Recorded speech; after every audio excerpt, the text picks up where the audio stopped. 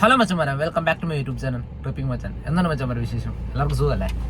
അങ്ങനെ 2025 ബേസിലിന്റെ cinema Sreejith Sreenivasan direct ചെയ്ത് ശ്രീജിത്ത് ശ്രീനിവാസൻ തന്നെ കഥ എഴുതിയ പ്രാവിൻ കൂടിഷാപ്പ്. ഇതിൽ അഭിനയിച്ചിരിക്കുന്നത് ബേസിലുണ്ട്, പിന്നെ സൗബിൻ, രേവതി, ചെമ്പൻ വിനോദ്. അങ്ങനെയാണ് അത്യാവശ്യം നല്ല രീതിയിൽ കാസ്റ്റ് ഉണ്ട് കേട്ടോ സിനിമയ്ക്ക്. അത് മെയിൻ റോള് ഇവരാണ്, ഇത്രയും പേരാണ് മെയിനായിട്ട് ചെയ്തിരിക്കുന്നത്. പടം എങ്ങനെയുണ്ടെന്ന് ചോദിച്ചു കഴിഞ്ഞാൽ ഓനെ പൊളിപ്പടം, പറയാതിരിക്കാൻ പറ്റത്തില്ല.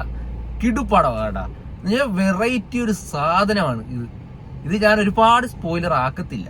ഇത് കാണണം കാര്യം, ഇത് കണ്ടേ പറ്റത്തുള്ളൂ. കാരണം എന്താ വെച്ച് കഴിഞ്ഞാൽ ഭയങ്കര എൻഗേജിങ് ആണ് മൂവി.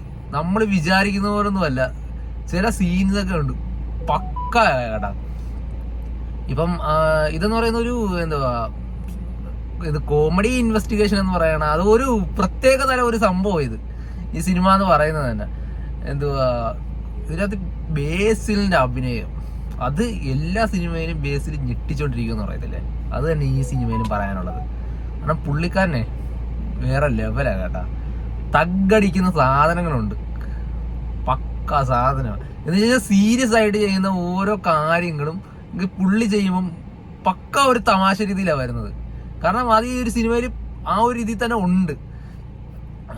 ഫസ്റ്റ് ഹാഫ് ഒക്കെ നല്ല രസമാണ് കേട്ടോ. പിന്നെ ക്ലൈമാക്സ് ആണ് നല്ല സിനിമയാണ്. ക്ലൈമാക്സ് ആണെങ്കിലും ഒക്കെ അടിപൊളിയാണ്. പിന്നെ നല്ല ഫാമിലി ആയിട്ട് കാണാനൊക്കെ പറ്റിയ നല്ലൊരു അടിപൊളിയായിട്ടുള്ള നല്ലൊരു മൂവി തന്നെയാണ്. പിന്നെ കോമഡി എന്നൊക്കെ പറയാൻ വേറെ ലെവല് കോമഡിയൊക്കെ ഉണ്ട് കേട്ടോ. ഇതിനകത്ത് തഗ്ഗടിക്കുന്ന കുറച്ച് സീനൊക്കെ ഞാൻ പറഞ്ഞില്ല, നേരത്തെ പറഞ്ഞ പോലെ തന്നെ. അതിനൊക്കെ ഒരുപാട് സീൻസ് ഉണ്ട് തഗ്ഗടിക്കുന്ന. പിന്നെ അതുപോലെ തന്നെ സൗബിൻ മോനെ പൊളിച്ച്, പുള്ളി ചെമ്പൻ വിനോദ്. അറിയാലോ നമുക്ക് ഇവരെയൊന്നും എടുത്ത് പറയണ്ട, കാരണം എന്ന് വെച്ചാൽ അവരൊക്കെ എന്തെങ്കിലും ഒരു കഥാപാത്രം ആയത് കഴിഞ്ഞാൽ അവർ ജീവിക്കുക തിമ്മന്നെ ചെയ്യുന്നത്. അതുപോലെ തന്നെയാണ് ഈ സിനിമയ്ക്കകത്ത് ചെയ്യുന്നത്. ഇതൊരു എന്തോ പറയുന്നത് ഒരു കൊലപാതകം തെളിയിക്കുന്നതാണ്, പക്ഷെ അത് ഒരു തെളിയിക്കുന്ന രീതിയുണ്ട്. നല്ല രസമാണ്, അത് കാണാനായിട്ട് തന്നെ നല്ല രസമാണ്. അപ്പൊ എന്തായാലും മച്ചപ്പനെ നിങ്ങൾ പടം തിയേറ്ററിൽ തന്നെ പോയി കാണണമെന്ന് ഞാൻ പറയത്തുള്ളൂ. കാരണം അമ്മാതിരി രീതിയിലാണ് പടം എടുത്തു വെച്ചിരിക്കുന്ന, ആ ഒരു രീതിയിലാണ് പടം എടുത്തു വെച്ചിരിക്കുന്നത്. ഒരു 2-2.5 മണിക്കൂറത്തോളം മേളിൽ പടം കണ്ടുണ്ട്. എങ്കിലും നല്ല രസമാണ്. എല്ലാവരും നിങ്ങൾ തിയേറ്ററിൽ തന്നെ പോയി കാണുക. അപ്പോൾ നമുക്ക് അടുത്തൊരു പടത്തിന്റെ റിവ്യൂ ആയിട്ട് വരുന്നത്. ബൈ.